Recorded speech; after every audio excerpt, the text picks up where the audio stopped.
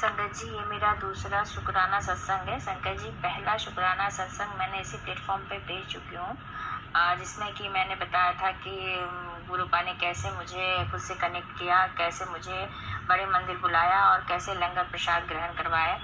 और बहुत अच्छे से गुरुपा ने मतलब हम लोगों को बुलाया और सब जो भी परेशानी थी उसके बावजूद भी हम वहाँ से फिर वापस आए। संगत जी, ये मेरा दूसरा शुक्राना सत्संग है। इसकी शुरुआत मैं गुरु जी के मंत्र जाप से ही करूँगी। ओम नमः शिवाय, शिव जी सदा सहाय। ओम नमः शिवाय, गुरु जी सदा सहाय। संगत जी, अगर मुझसे कुछ गलती हो तो मुझे माफ़ कीजिएगा, क्योंकि मैं पहली बार रिकॉर्ड करके ये भेज रही हूँ। संगत जी, जब हम बड़े मंदिर से जब वापस आ गए थे, उसके बाद कुछ दिनों बाद की बात है कि हमारे दरवाजे पे एक बेडशीट बेचने के लिए कोई आए थे। वो बेडशीट बेचने के लिए बेडशीट ले लो आवाज़ दे रहे थे। और शाम के 5:30 बजे का टाइम था शायद। और हम लोग एक्चुअली उस दिन हमको चाचा ससुर के यहाँ रामायण के लिए जाना था। तो हम लोग सब तैयार हो रहे थे, पर पता नहीं क्या मुझे क्या हुआ, मैं एकदम से मैंने उनको रोक लिया। मैंने हाँ ठीक है, जबकि मेरे को बेडशीट की कोई नीड नहीं थी और ना ही क्या बोलते उस समय मेरा मतलब इतना पैसा भी था कि अपन फालतू एक्स्ट्रा कुछ भी लेके घर पे रख सको। पर फिर भी मैंने उनको रोक लिया। मैंने बोला कि ठीक है, आप बताओ, दिखाओ बेडशीट। उन्होंने दिखाया बेडशीट। संगत जी, जब मैंने बेडशीट देखा,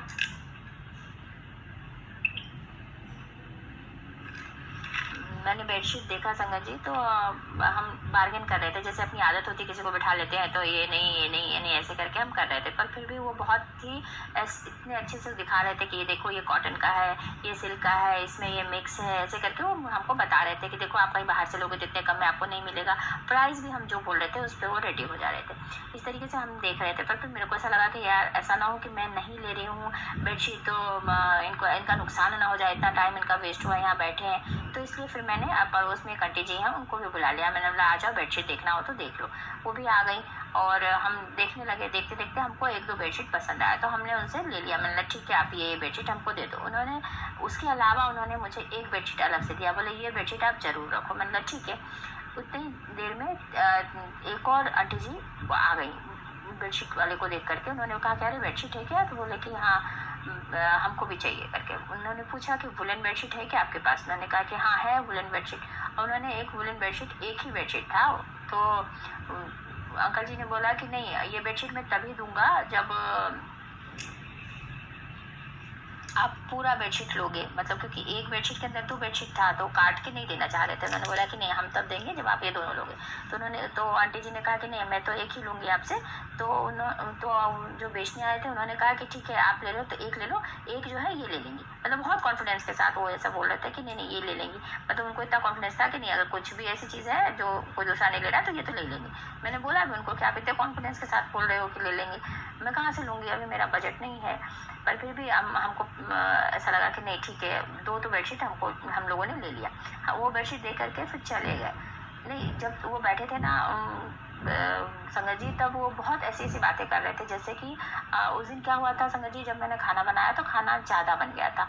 तो हमको ये लग रहा था कि पता नहीं अब शाम को तो हमको कहीं उनके चाचा ससुर के यहाँ खाने पे जाना है, तो खाना इतना वेस्ट हो जाएगा। मन में बार बार ये विचार आ रहा था। पर वो जब इतने बार उन्होंने, जितने देर वो बैठे थे बेडशीट बेचने के लिए, वो यही बोल रहे थे कि हमको है ना खाना बनाना है घर जाके, मुझे खाना बनाना है घर जाके। मैं बार बार सोच भी रही थी कि मैं खाना तो रखा है मेरे पास, मैं खिला दूँ। फिर मुझे ये लगा कि टाइम हो गया है, मैं खाना खिलाऊंगी, सब चिल्लाने लगेंगे कि लेट हो गया, तो तुमने बेडशीट वाले को बिठा लिया, ऊपर से तुम और खाना खिलाने चलिए।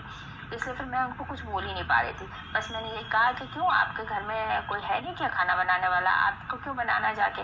तो मैंने बोला कि नहीं, हम जब परदेश आते हैं ना, तो परदेश में हम किसी को लेके नहीं आते, हमको अकेले ही आना पड़ता है, पत्नियों को छोड़ के ही आते। मतलब वो इस टाइप की बातें कर रहे थे। बहुत ज़्यादा एज नहीं थी संगत जी, 32-35 के करीब के होंगे देखने। जब वो चले गए संगत जी, उसके बाद जब मैं अंदर आई और मैंने मोबाइल पे ऐसे ही स्क्रॉल करने लगी, वो अपनी आदत ही हो गई है, जरा सा भी कुछ होता है तो मोबाइल देखते हैं। मोबाइल देखने बैठी तो उसमें मैसेज था संगत जी कि बेटा पुत्र, मैं आया था तेरे घर, तेरे पति को ब्लेस करके आया हूँ, अब तेरे पति का हेल्थ ठीक हो जाएगा। सच में संगत जी, जब से वो सच में वो गुरुपा ही थे। जब से वो जब से बैठे थे उतने पूरे टाइम मुझे भी अंदर से ऐसा लग रहा था, पर हम इंसान है ना, हम समझ नहीं पाते। तो समझ नहीं पाते हैं, लेकिन अंदर से आत्मा तो हमारी कहती रहती है कि क्या है क्या नहीं, पर अंदर से ऐसा लग रहा था मुझे कि गुरु भाई थे, क्योंकि वो कभी उनको मैंने देखा नहीं था, पहली बार वो आए थे। और वो मतलब उनका ऑरा ऐसा था कि ऐसा लगा था कि मैं बात करते ही जाऊँ, बात खत्म ही नहीं हो रही थी, कुछ भी बात कर रहे थे हम लोग तो कंटिन्यूस बात, मतलब उसमें कुछ ना कुछ निकल जा रहा था। अब उन्होंने ये भी बोला कि हम समझ गए आप बहुत अच्छा बार्गेन करते हो, ऐसा बोल के भी गए वो। और है ना, फिर वो चले, जब हम बाद में जब मैंने देखा तो मुझे इतना अफसोस हुआ कि अरे वो बार बार खाना खाना करते, काश मैं खिला देती। सच में संगत जी वो गुरुपा ही थे, गुरुपा मेरे हस्बैंड को ब्लेस करके गए घर आकर के संगत जी। और संगत जी उसके बाद से मेरे अंकल जी की तबीयत इतनी अच्छी हो गई, उनका बीपी नॉर्मल हो, वो गुरुपा ही थे संगत जी। गुरुपा लख लख शुक्राना, धन धन शुक्राना गुरुपा, जितना शुक्राना हम आपका अदा करें उतना कम है। आप हर पल हर क्षण हमारे साथ रहते हो, हमारी मदद करते हो गुरुपा, आपसे बढ़ के कोई नहीं हो सकता। मैं अब इसके साथ ही अपना ये शुक्राना सत्संग समाप्त करती हूँ। ओम नमः शिवाय, शिव जी सदा सहाय। ओम नमः शिवाय, गुरु जी सदा सहाय।